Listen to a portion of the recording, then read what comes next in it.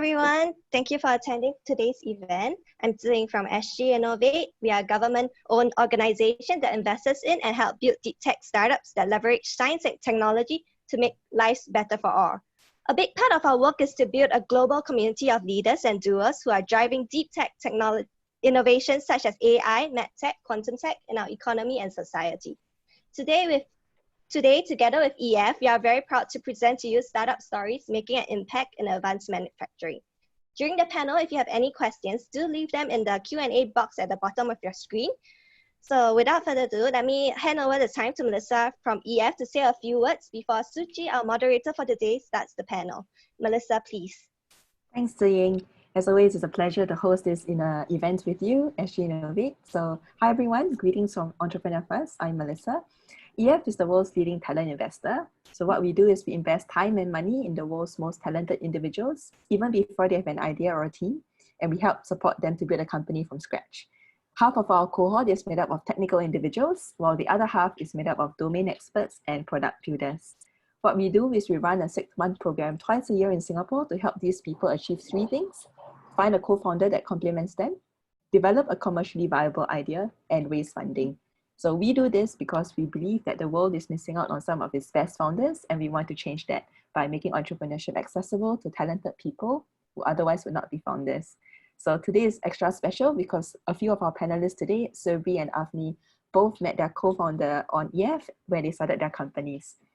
Our next cohort starts in August this year, and we are open for applications from now until 31st of May. So if there's anything you'd like to know more about EF, drop me a direct message.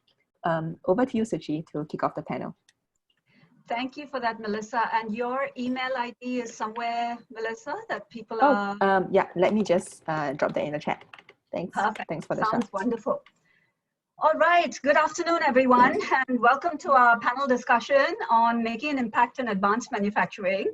I'm Suchitra Narayan, Suchi for short. It's like sushi. A director with SGInnovate and a part of the venture building arm. So in venture building, we work hand in hand with researchers to translate the R&D in Singapore into commercially viable ventures. And I'm the moderator for the session today. So when we think about manufacturing, and this is pretty much an area of passion for me because I'm working on a company in robotics and more of that later, but manufacturing is a key pillar of growth. It's a critical part of any economy. And in Singapore, we've had the manufacturing sector focus on technology, on chemicals, on semiconductors, biomed, etc. We've also seen a shift towards digital transformation and Industry 4.0. Now, what was interesting is Industry 4.0 has resulted in this massive data stream generation, and we're seeing companies use this as an opportunity to sort of iterate further using AI on automation. So there are new and interesting business models that are evolving every single day, and advanced manufacturing is really shaping what we know as industry transformation today. So to help us unpack this concept further, we've got an esteemed panel of experts here today. We've got Peter Ho from Hope Technik, Surbi Singh from Firevisor, and Anvi Agarwal from 6 Sense. So in a moment, I'm going to request each of you to give us a quick introduction about yourself and your startup in about 2 to 3 minutes. And then let's start. Maybe we'll get started with somebody whose organization is responsible for building various robotic products, and from what I understand, even a compact loader for aircraft weapons. Peter, over to you for an introduction. Hi, everyone. Good afternoon. Thanks for having me on board. Very briefly, I'm one of the 4 founders of Hope Technik, and because I'm the most useless of all, so they made me the CEO. As a company, we're a 14-year-old business. We have different arms and different companies under the group. So exactly like what you mentioned just now, we have an arm which is special projects where we build customized solutions for our clients. Another division we have is Trigen, which is the arm that builds emergency vehicles. So things like the Red Rhino fire trucks that you see on the roads and all are built by us to get decontamination vehicles and vehicles like airports around the world. Another business we have, which is much more of the startup part of the business, would be Sesto Robotics, which is a mobile robotics company that does, it's basically an AMR AGV company per se. And then the latest one that we are venturing into as a joint venture is actually a fully automated farm per se. Yeah, so robots and manufacturing is at the heart of what we are doing. So looking forward to contribute as best as I can on this panel. Thank you for that very humble introduction, Peter. Survi, over to you. Hi everyone. Thanks, Suchi. Thanks, Peter. So yeah, I'm Surpi. I am the CEO of Firevisor, also because I was the most useless of the founding team. Good point, Peter. Yeah. So yeah, before starting this company, I worked quite a bit in manufacturing myself. So I was in process engineering before. Did a whole bunch of data collection and processing for quality maintenance and quality improvements in the factory floor. So through that, the idea for Firevisor came about because I saw firsthand what were the challenges in the factory floor.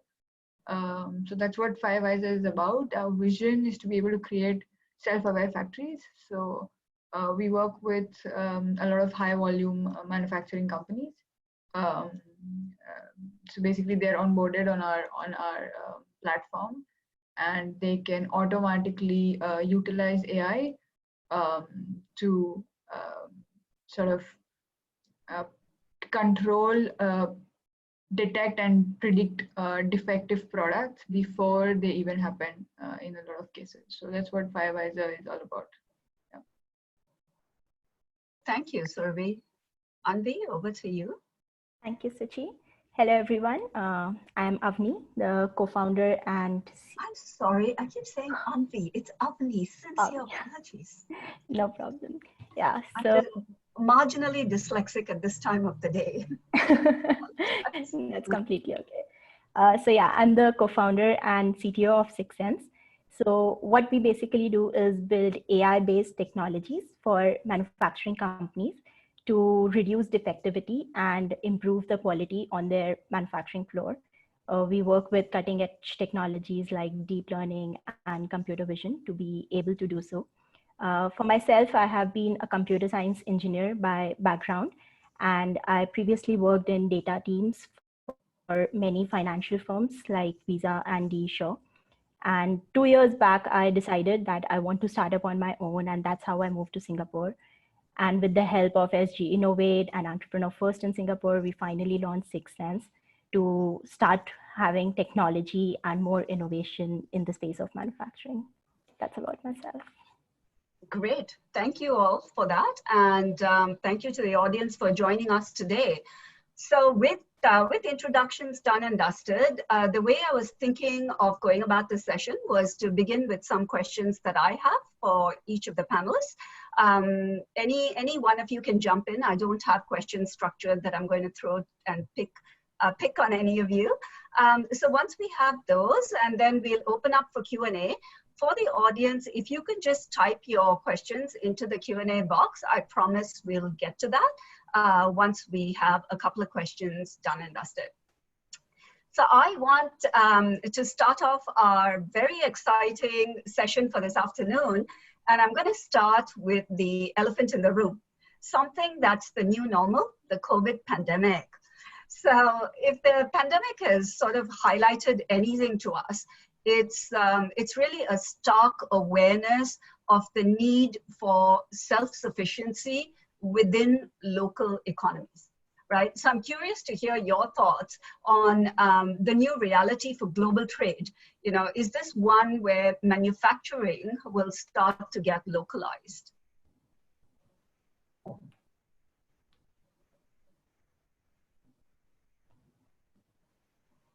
Okay, maybe I will go ahead with this one first.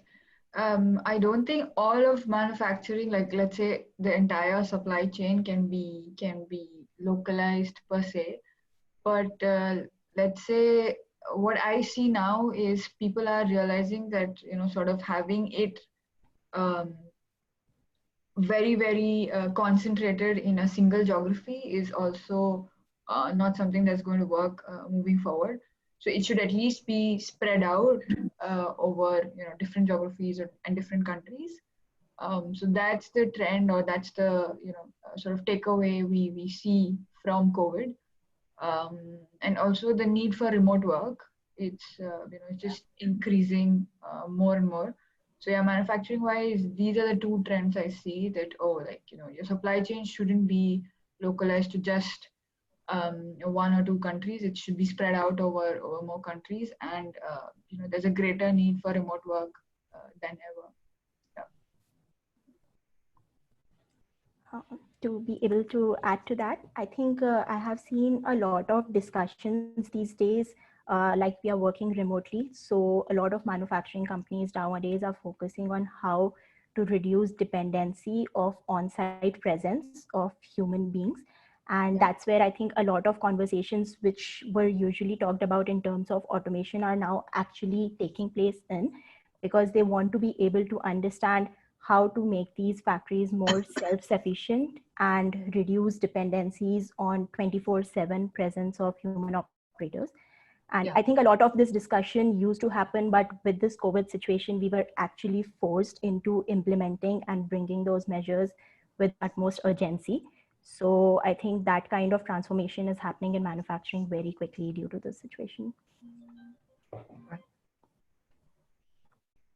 And Peter, for someone established for a longer term, what is your view? Because you've got different segments of the, I guess, of the pie. You're an SME in some areas, you're a larger trader in some areas, you're a startup in some areas of the business. What is your view on that?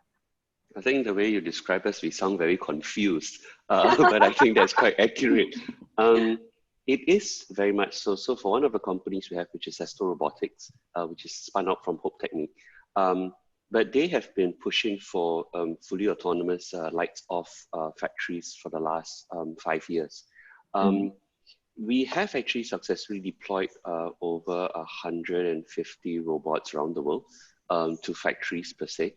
And we have actually seen the transformation to the lights-off environment. Exactly what everyone mentioned.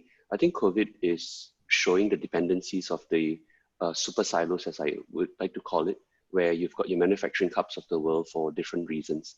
We have now all seen that it's quite a bad idea, and it's very dangerous, and the way that different countries are reacting to it shows bigger flaws.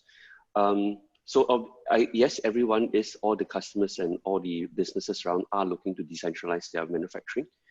And interestingly, what happens is that they all end up going to, or are going towards countries where the cost is higher. The reason why they went to certain countries is because it's optimization. And so that was the best location to be. And as with almost always with businesses, it's because of cost. So now as they go towards places which are more expensive, the single largest driver and the needle moves the most usually because of labor. And because of that, automation, robotics, big data, AI, well, I guess the time is right now. And there's much more demand than we've ever seen before. Absolutely, absolutely. It's interesting because you were talking about looking to decentralize, right? But I'm curious again to hear your thoughts, just picking up on that point. Is our global trade system, though, really designed to respond to that kind of reality? Because is the technology advancements today that we have in market, is that sufficient? Or what do we need to see in order to make something like that happen? Or implementable across countries, sorry. Yeah. I think right now it's an ideal that everybody's looking at to be decentralized per se. But first, I think to put everything in context, COVID-19 is unprecedented. With my friends and my teammates in the office, we describe it as like the Third World War. That's how deep, Absolutely. I mean, think about it, we're all at home right now, right? Yes. How I didn't think this was going to be possible, right? And while we have the ideas of moving towards a decentralized nature, exactly your point, how realistic it is a question mark. We let the world optimize so much in the last 30 to 40 years. Now we're going to undo it. It's not just about moving the factories there, it's about the human capital. It's about the infrastructure, it's about the logistic train. It's about the education of the people. It's about policies. And these things are not going to be turned on or at a whim and fancy per se. So it's going to take some time for it to transform. But I think different industries, different products would see a different amount of exposure right now. And so the impetus is different. I think we're all familiar with anything that's medical related or protective like N95 masks and all. That's a completely different perspective now. Right, right. And Surabhi and Avni, what about, you know, from the perspective of a startup, do you think that there are technology advancements that are already happening in the startup environment that would help this response to reality? So some of them, yes, as in the sense of making, you know, remote working and sort of line monitoring easier.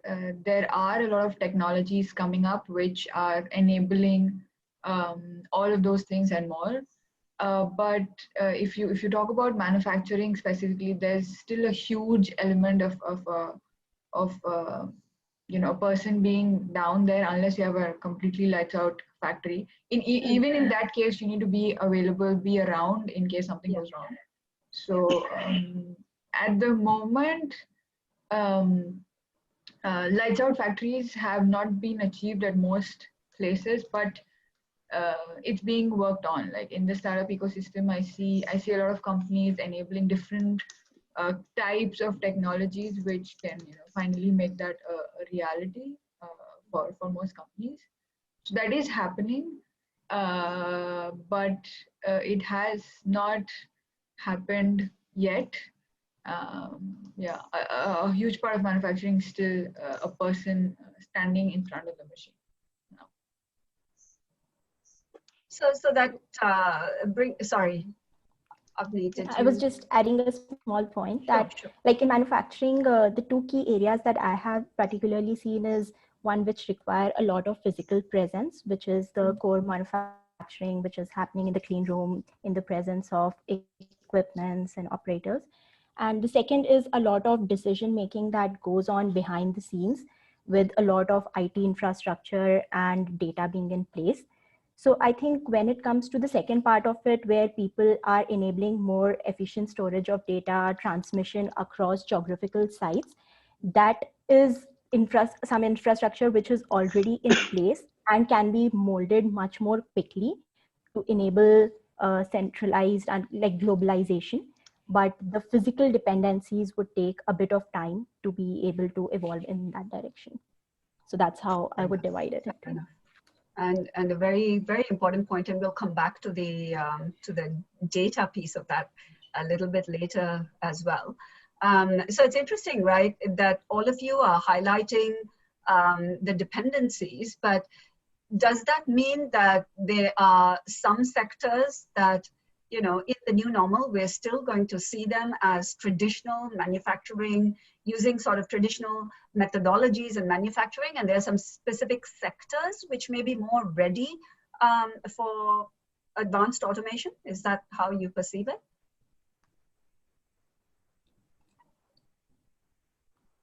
Yeah, maybe I'll just try. Yeah, sure. Sorry, ladies first, please.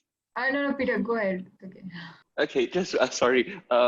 Briefly, yes, different sectors would have different inertias per se. And I guess we have to be cognizant that it is an increase in cost, any migration that's going to happen. And because of that, it's really, the pull factors need to be very, very strong to justify that.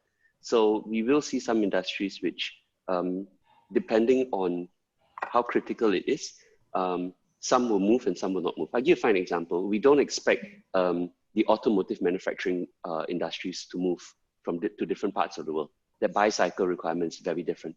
If we start looking at food security, I think that will become a very different scenario per se. So yes, as much as you could see that, for example, farming or poultry, livestock, whatever in forms of farming and food manufacture, you know, that's very labor intensive, very land intensive. And these are the things that you look at it and say, oh my goodness, the cost increase is going to be massive. And yet I still think that that is really one of the first industries that will start moving because there's a different push factor and a different pull factor. Yeah, 100%. I have a comment on that, but I'll wait for Survi's comment.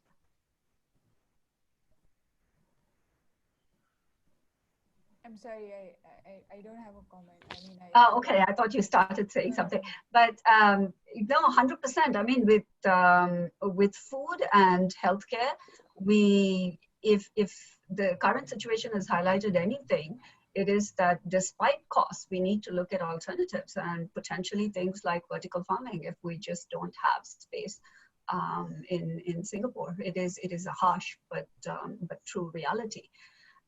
So if we think going back to sort of advanced manufacturing, robotic automation is sort of one of the new norms, right, for supply chains. And yet there are many, many tasks which can't actually be automated by robotic arms. The current situation has highlighted the need for this, because if you think about social distancing, right, or if you think about factories getting back in scale, it's so much easier if a lot of it is done by robots. In fact, we have robots at the expo for disinfection, right? But the reality is there are many, many, many tasks that robots cannot actually actively do today. I'll give you an example, right? If we have a box full of things, everything, let's say everything on my desk, a notebook, my phone, the iPad, the computer, it is simply unable to organize this in the most space efficient manner. It's able to pick and place. It can easily drop it into a box, but it's not able to organize it for me had I wanted to ship my entire desk out without damaging items. So do you think that the current needs, the current situation, the current environment is actually going to accelerate the needs in advanced manufacturing, which will automatically also shape the robotics industry? Or is it going to be vice versa? Is the robotics industry actually going to push through with breakthroughs in advanced manufacturing?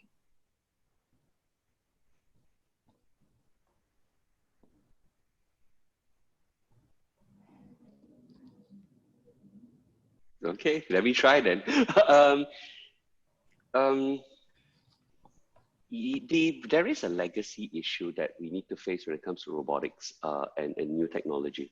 A lot of the biggest challenges that we're facing is because we're asking robots to do a task which was designed and made for humans to do. And if we could to relook and rehash that whole scenario, we realize that it's a lot easier per se. The reason why a can of Coca-Cola, the shape of the can is that shape, is because that can was designed to be manufactured in a certain way by certain automation machines, and they can churn out millions of cans an hour.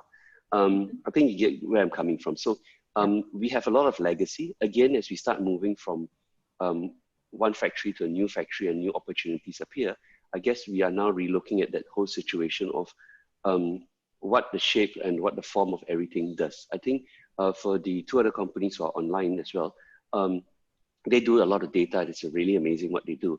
And I think they will agree that just packaging data and getting data which is not full of rubbish is another challenge, because humans are used to rubbish. And oh God, that sounds wrong.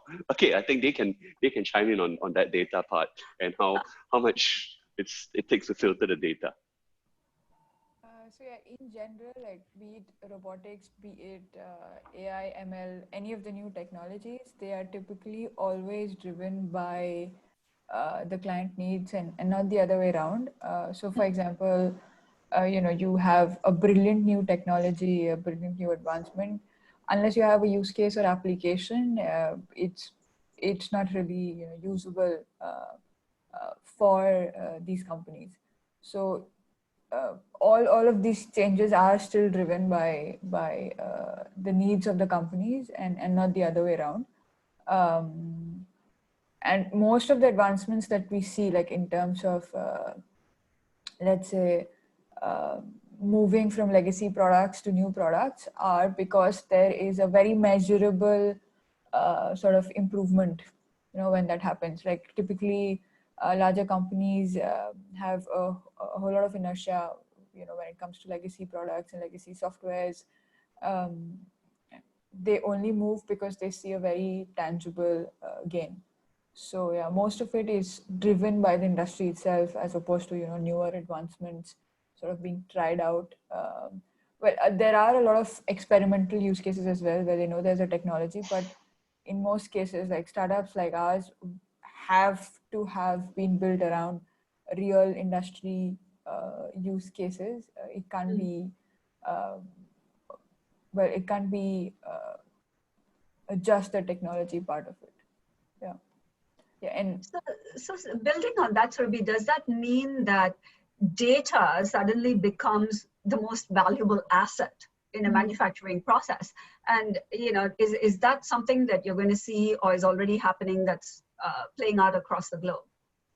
so there are two things that are happening. Data was always a part of the manufacturing industry. Data analysis was always a part of the manufacturing industry.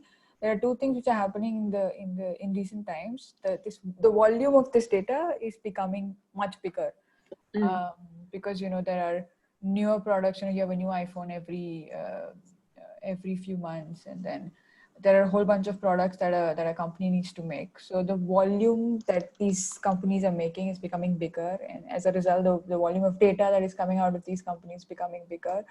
The number of machines and different kinds of platforms and sensors that they're using is becoming more and more. So as a result of that, there's a huge volume of data that's coming in, right? And then the second thing is that yes, data is becoming the new fuel for them, because that's the only way they can effectively understand what's going on in their line. I mean, they used to do it always, you know, through Six Sigma or whichever methods that they use in the past. Then the industry moved to more advanced statistical softwares, things like that. But this has always been done. It's just that now there's a greater need to be able.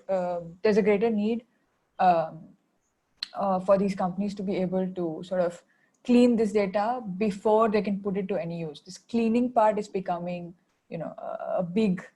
I mean, it's becoming a big problem and a huge opportunity. Yeah. So that's how data is kind of structured at the moment. The need for you know, being able to pull out something useful from this whole huge volume of data is the need of the hour at the moment. Yeah. Just to add to that, I think currently in manufacturing companies, there is a lot of decision making that is constantly happening, which is currently being done by humans very frequently and at a very large scale.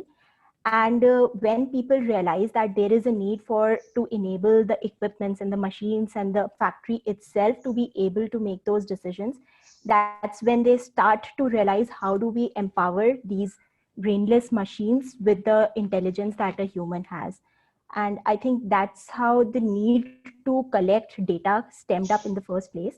That if we have so much historical understanding of how the machines have been behaving, how the processes actually are configured and are operating on a daily basis, why not use that data and evaluate trends and patterns in it, and use the information of those trends and patterns to actually teach the machines how to take those decisions just by themselves. So as more and more data is collected, it's cleaned, it's more useful information is extracted, even humans are understanding better that how are they taking decisions on an everyday basis, and there is a predictable pattern to it. Now, how to infuse this predictable pattern into the intelligence of the machines? So that is the entire cycle, how it's connected. And that's why data is becoming so much more important in manufacturing today. When you explain it like that, makes a whole bunch of sense. But can I ask you, going from that, when you're thinking through sort of intelligent factories in that case, intelligent or self-aware factories versus autonomous factories, are we actually talking about the same thing? So you mean how, if we are talking about intelligence and awareness, how are we? So I think these are all terms which have been derived based on how we describe humans. Initially, these terms intelligent, aware, and smart were used to describe how humans are. now that we are trying to mimic the factories with the intelligence of humans, we are trying to fit these words to be used for manufacturing. So I think let's see how we use intelligence for humans. We think that they have a lot of thoughts. They can communicate those thoughts, and based on that, they can make a lot of decisions. That's how we consider human race to be intelligent. So in a similar context, when we say that those factories are intelligent, it means that they are capable of collecting so much data, being able to communicate that data amongst different instances, and being able to use that collective intelligence for some kind of decision making. Similarly, when we talk about self-awareness for humans, we are talking more about how they respond to disruptions. For example, if something goes wrong, a human can realize why it has gone wrong. He can understand what's the reason for it going wrong, and he can take measures to bring himself back to the normal state. So when we talk about self-aware factories, I think we are trying to simulate something similar, that how if something goes wrong in a factory, can those components identify by themselves what has gone wrong, where has it gone wrong, and use the communicative protocols to be able to recover to the normal state without any human interference. So I think it's just trying to map the human intelligence of self-awareness and intelligence into the intelligence of the factories now.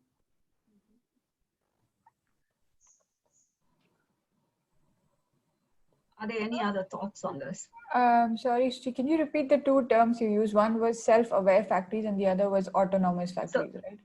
That's right. So intelligent or self-aware versus autonomous. Okay, so there's something there's a term we use inside our company. It's called cognitive automation. So essentially, what cognitive automation means is that that's a self-aware factory, whereas where most of the industry is right now is at the if-else type of automation. So, move a robotic arm, pick up an object, place it here, place it there. So that's the kind of automation which is if-else type, whereas cognitive automation would be, like Avni mentioned, it would be something whereby, there's actually a feedback loop and some degree of intelligence which comes back into the if-else automation. So autonomous factory itself is very much doable, whereas what we're working towards now is self-aware factory based on the data. Yeah. So that brings me to something even more interesting, right? What you said intelligence can help identify what is wrong within a factory. And I really feel during this panel discussion, we should address the issue of how does that, if intelligence is identifying what's already wrong, is advanced manufacturing sort of supporting job elimination, or is it supporting job creation in Industry 4.0? And I'd love to hear all 3 points of view on this question. Peter, do you want to go first? Oh, goodness me. Wow, it's very difficult to yes, technology is displacing jobs. It is removing the need for a lot of different jobs, per se, because especially when it comes to the software perspective, is infinitely replicable for no cost. It's just computing power, so to speak. And so there will be job displacement. However, if we go back in history, the careers and the jobs that we have and the tasks that mankind has been doing has obviously changed through the centuries, per se. We don't have people who are horse cart operators, I don't know what you call them, horse cart drivers, who are complaining and saying that they're displaced now. I know they were displaced 100 years ago with the advent of the automotive, or of the automobile per se, but I think you understand where I'm coming from. So will it remove jobs? Yes, it will. But as history has always shown, new opportunities do appear.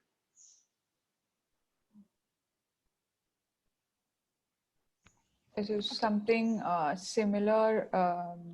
I mean, I have something similar to say on that, in the sense that, yes, some jobs are being replaced, but there are newer jobs being created as a result of technology. So yeah, it's the same cycle with every industrial revolution. So yeah, it will be the same thing with Industry 4.0. Yeah, I think the thought process would be very similar in this case, that what we are trying to take out is the pain from the existing jobs, and that's what software is trying to solve. Whatever people do not like to do, whatever people feel is redundant for them, that is what technology is trying to make things easier for them. So it's one view to view that the jobs would be replaced, but another viewpoint would be that it's creating more skilled jobs for people, which they are much more interested to work on, to learn and grow, and which would be much more rewarding for their future. So it's a completely different viewpoint to see whether they are losing jobs or they are shifting their role into a much more skilled operation. Right, right. So I'm conscious of time, and I would love to shift gears a little bit here.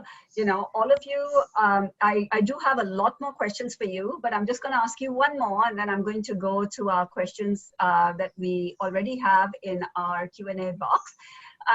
So all of you came from industry giants. You're all doing exciting things in the areas of engineering, manufacturing.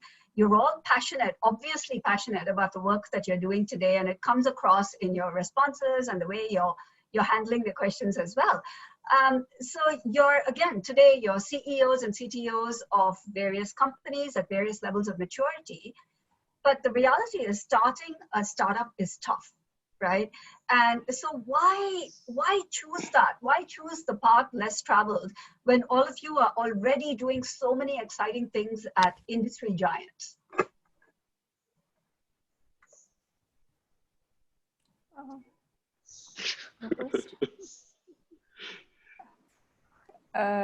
Okay, I guess I'll go first. So two reasons, at least for me, it's difficult, but it's not that difficult once you find the correct product market fit, in a sense.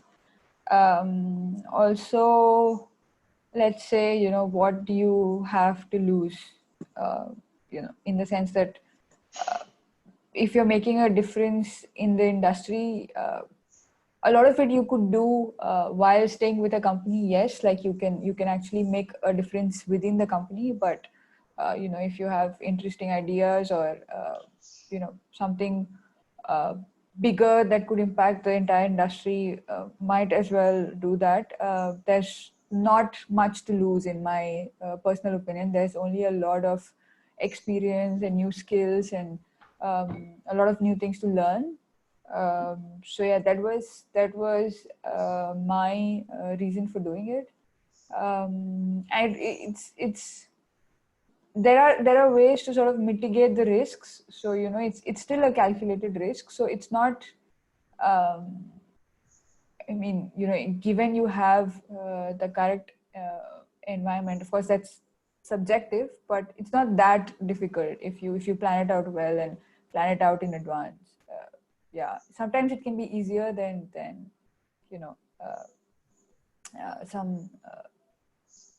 some others. Like it can be easier than working for a company. Yeah. Yeah, probably I'll go next. So like Suchi mentioned, traveling the road a little less or untraveled, I think that was one of the driving factors for me, that to be able to look out for opportunities when we are mostly looking for problems around us. And I think it has, one of the major reasons was to explore more about myself as well, because I think as a founder, we wear multiple hats every day. We are working on so many different things, from technology to product to management of the team to customers, clients. You expose yourself to a lot of different roles and responsibilities every day. And I thought that would give me a really good opportunity to explore my own strengths, my own weaknesses, areas where probably I'm interested, areas where I need help, and learn more about myself and discover how I want to grow as a person in the future. So having that kind of understanding about self very early on in the career was equally important for me, as along with handling a lot of challenges and problems. So like I thought this would be a really good opportunity to be able to explore. And that's how I decided to pursue entrepreneurship. From my side, there are 4 founders, and we are kind of what you call the really nerdy engineers. And we came from basically building race cars. And we enjoyed very high performance engineering where the world's really quick and you engineer something and you solve the problem today, now, immediately. And when it was time to call it quits from building race cars, we wanted to continue that kind of engineering. I mean, solve problems really quickly and very fundamentally. But we couldn't find a place. We couldn't find a company that was doing such a form of engineering, especially back then in 2006. So based on pure stupidity and ignorance, we decided that, you know, it's an entire life, it's an entire career ahead of us. But why not do something that we truly enjoy, which was really just building things and hoping it makes people's lives better. And that's what we did. I still remember the day. Yeah, please go ahead. Yeah, go on. This is fantastic, because words of encouragement from all 3 companies. That's very, very encouraging for our R&D researchers who are listening in, thinking, you know, should I do this? Should I get started? There's a lot of passion and I suppose reward, a personal reward that comes from this. So I'm actually going to use this opportunity to move to the Q&A session and read out questions verbatim unless I can't, which means I will skip that question, or if we've already addressed it, I will skip that question. So Peter, there's a question addressed to you, which says, do you think there's a role for SMEs to use a gig assembled, a distributed engineering team? Wow. Do you think the happy talk with platforms like Fusion 360 are grounded? Is it increasingly becoming practical? And are you structuring your engineering products with a high mix of non-organic company resources? Oh, wow. That is a couple of hours that's an epic question. I think, let's break it down into a few pieces. The gig economy, or the gig engineer per se, engineer for hire. I think it goes across every industry where it is something that we love, we embrace as much as we can, but there's a limitation in the sense that what is seen as completion. So in engineering, there's a lot of legacy issues that after you've delivered it, you know, there's something called maintenance, there's warranty, there's a product cycle that goes on ahead of it per se.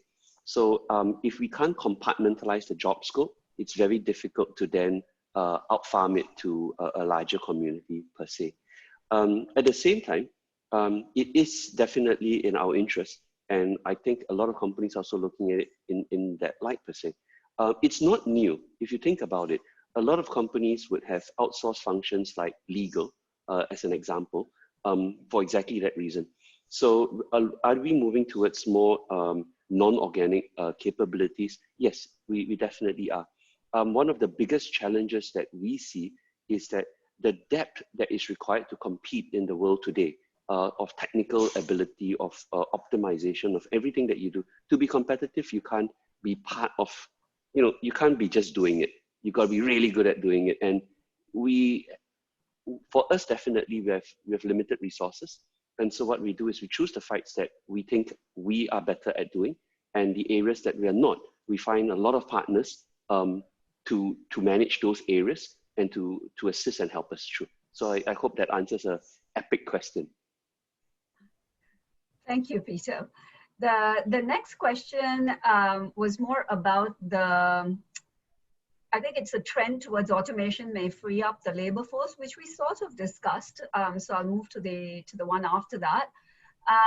In your experience, and this is not directed towards any particular panelist, which of the manufacturing industries are more accepting of deep tech products? Yeah, I'll just take one response for that so we can quickly get through a couple more questions. So in general, we do see that automotive is one of the industries which is very accepting of deep tech products. It really depends on semicon, for example, is also very accepting of deep tech products because that's just what the supply chain is like. The lines are very, very heavily dependent on technology. If you're looking at something like I don't know, like let's say food, let's say fruits industry or things like that.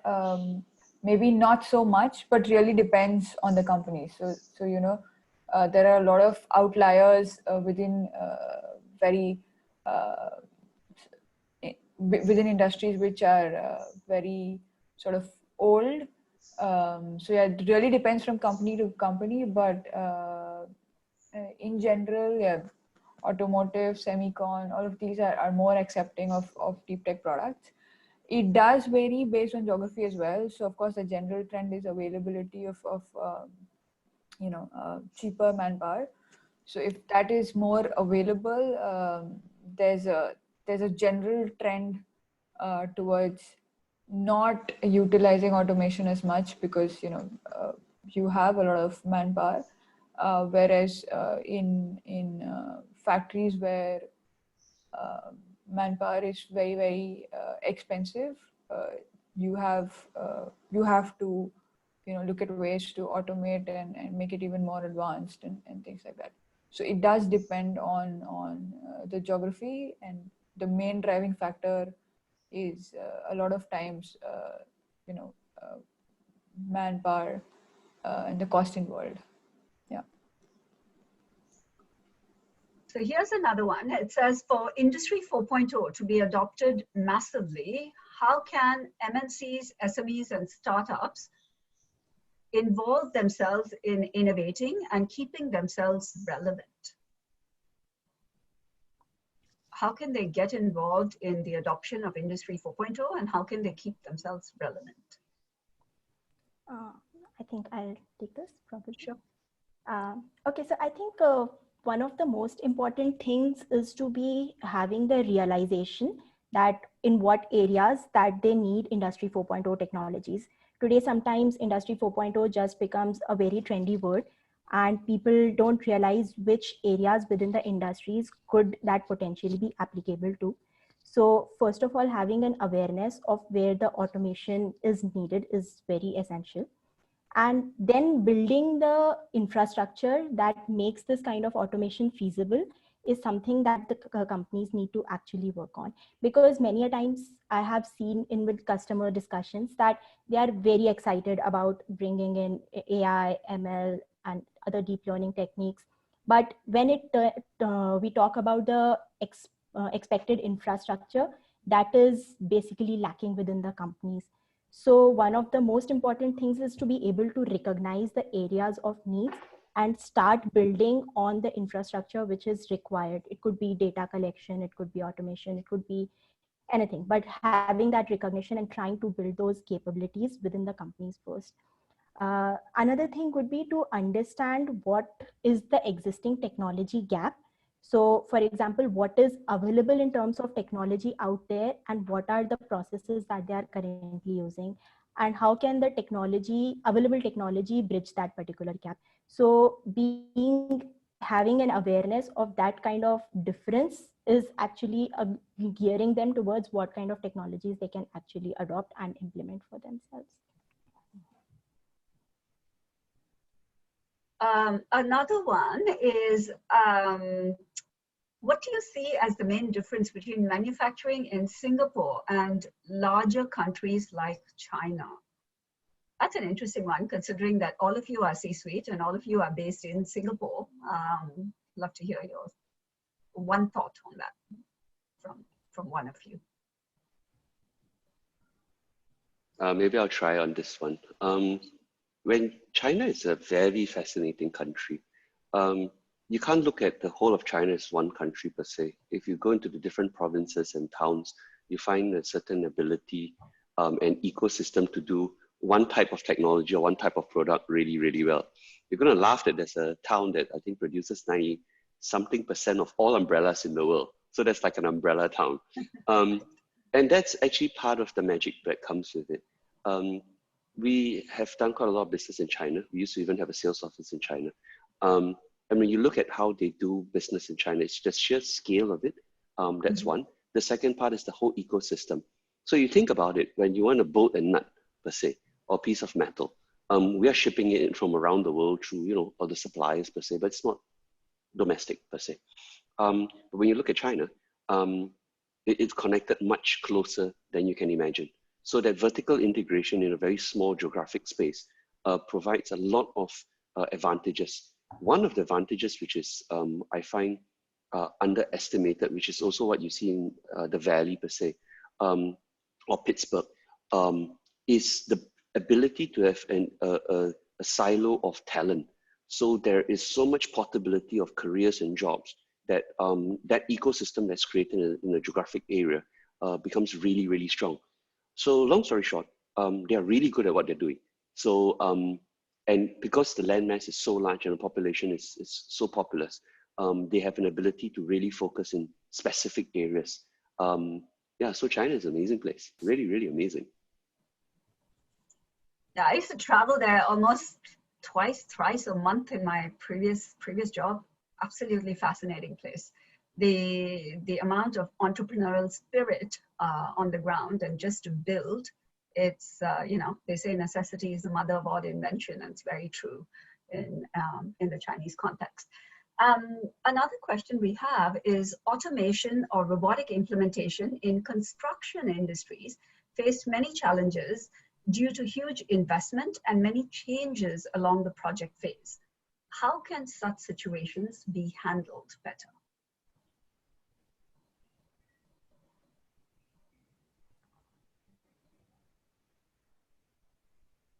So automation in construction industries faced many challenges because of investment and because of changes along the project.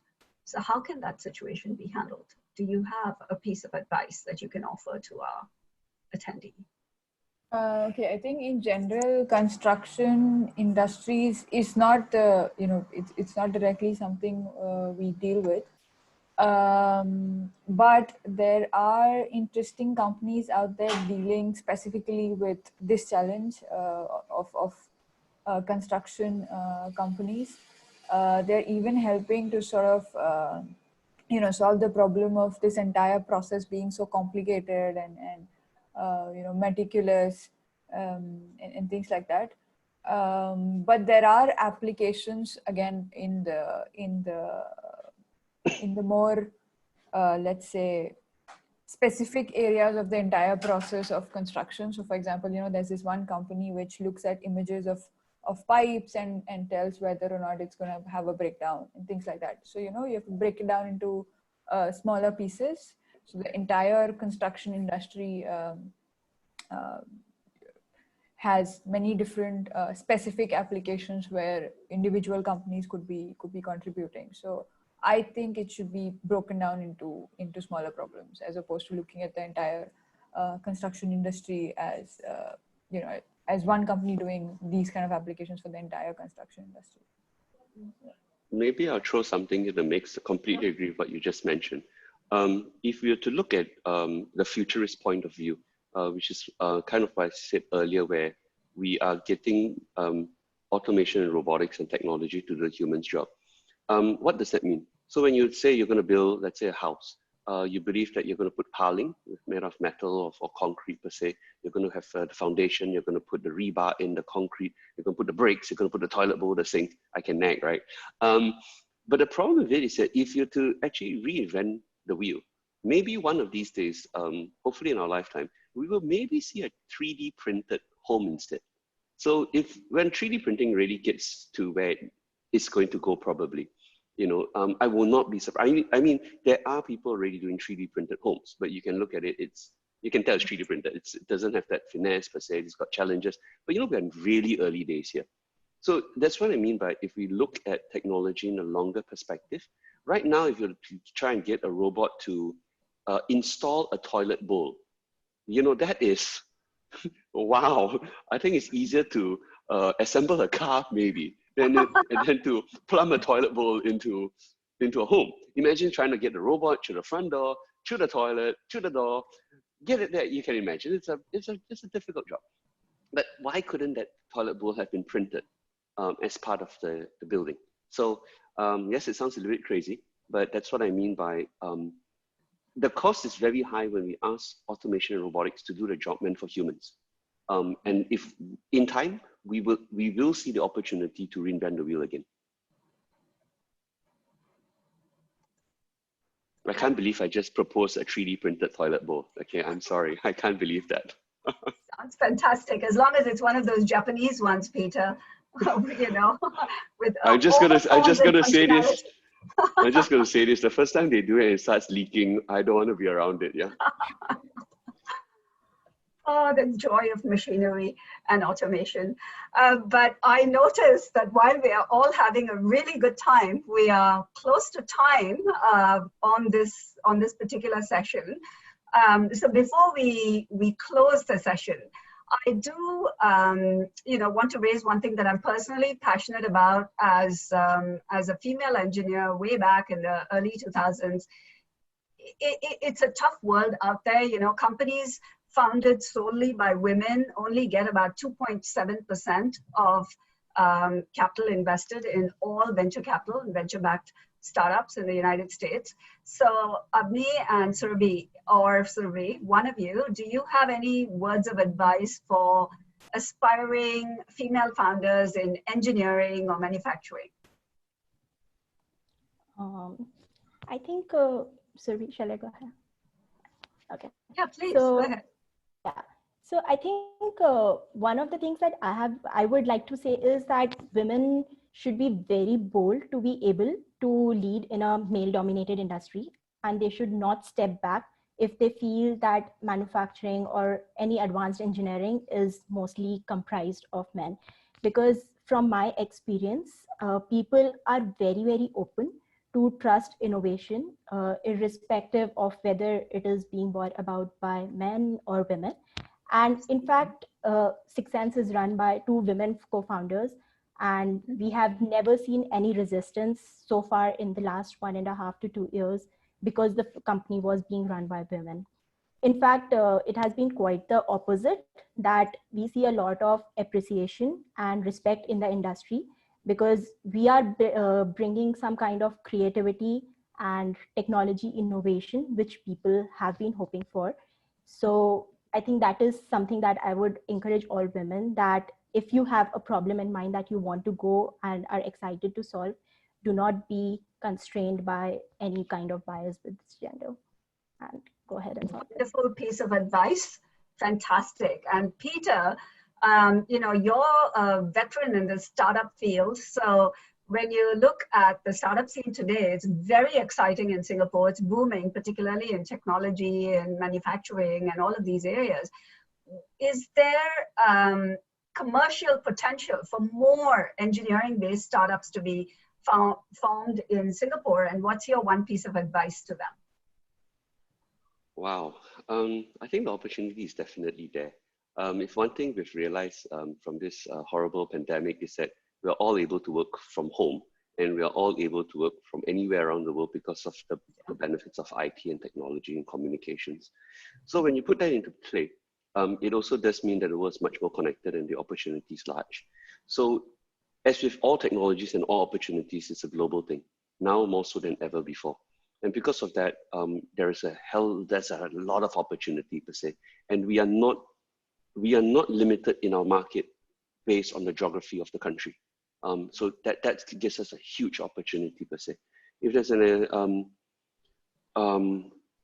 maybe the tough part of engineering to share with whoever the listeners are and they're looking at technology and engineering per se, I always remind my teammates as we work together on these things, it's when we create technology and solutions, we should not aim to sell it to the technologist or the tech person or the innovator in the company per se. That should not be the customer. The customer should be the head of finance, the bean counter. That's a very important role. And what I mean by that is, if we want to, it's very easy to get caught up with in the world of technology is cool, technology is wonderful. But that's not what scales. That's not what brings the big revenue. That's not what makes the foundation of a good business. It really is when you can go to your client and value add per se. And value is really, it's the advantage divided by cost, right? In some form of mathematics. And that's what is very important. So in the end, anything that we all introduce per se as a new technology must in the end pass that very important acid test, which is the value proposition to the client and the value capture. And I wish everyone well. 100% with you, Peter. In my past life, I used to do management consulting, advising heads of commercial or heads of region for multinationals. And whether people are selling windmills or aircrafts or toilet roll, you know, reality is your product needs to solve a problem that the customer has. And if we can do that for the customer, then it's a much easier sale. Because once you have a problem there, you already have a stakeholder identified. That is just a question of using that technology and getting it across the line. So I'm 100% with you on that.